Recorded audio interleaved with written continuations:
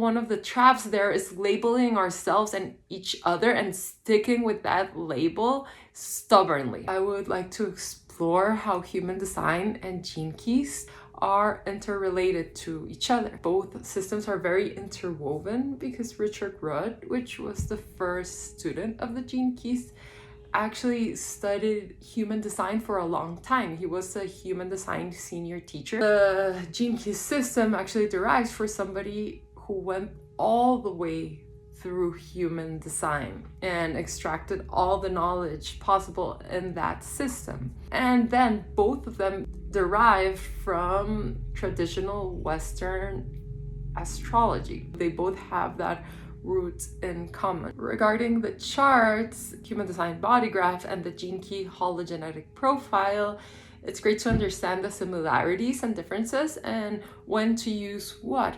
So they both have the same base information, which is your birth date, time, and place.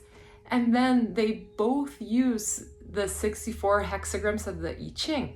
So what you see in your gene keys hologenetic profile that's numbered like gene key 1 or gene key 34, those correspond to the same gate in your human design body graph labeled 1 and 64. The biggest difference I feel between both charts is the fact that the gene keys don't include the 4 pillars of human design, which are type, strategy, not self, and authority. So the gene keys aren't putting you into a specific type. The equivalent with astrology would be the zodiac. You were told that you are an Aquarius because your sun is in Aquarius, or that you are a Scorpio because your sun is in Scorpio. You're basically being inserted into a type, into a box. The gene keys don't do that.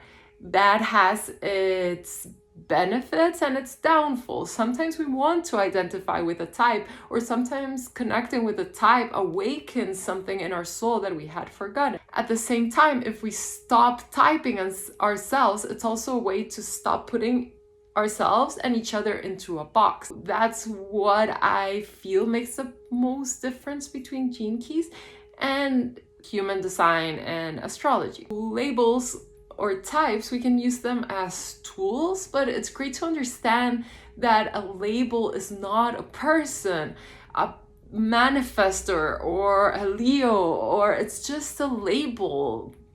Personalities, humans are very much more complex and nuanced than that.